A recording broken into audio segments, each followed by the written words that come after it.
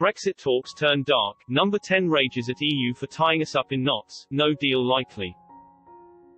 Boris Johnson is refusing to buckle to unacceptable EU demands as a final showdown in the Brexit trade negotiations looms.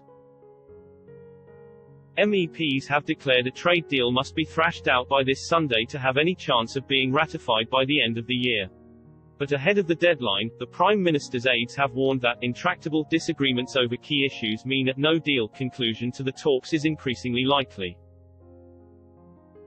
They said, unreasonable demands for continuing access to British coastal waters from French President Emmanuel Macron are threatening to scupper the negotiations. One senior government insider told the Daily Express, "It still feels pretty intractable to me." The mood of the talks turned dark very suddenly last week and there has been no sign of any improvement.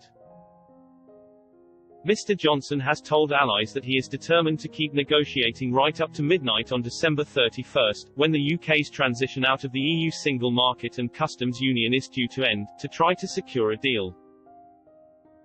He is firmly resisting pressure from Brussels to cave in rows over fishing quotas, industrial subsidy rules and future regulations however.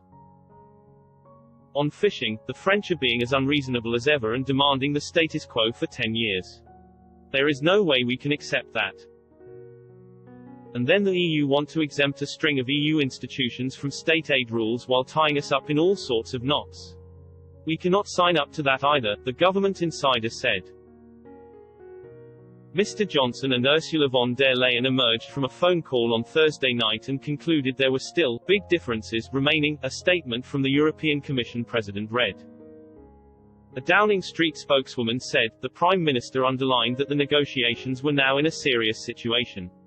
Time was very short and it now looked very likely that agreement would not be reached unless the EU position changed substantially.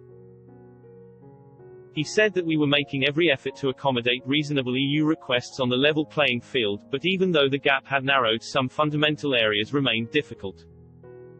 On fisheries, he stressed that the UK could not accept a situation where it was the only sovereign country in the world not to be able to control access to its own waters for an extended period and to be faced with fisheries quotas which hugely disadvantaged its own industry.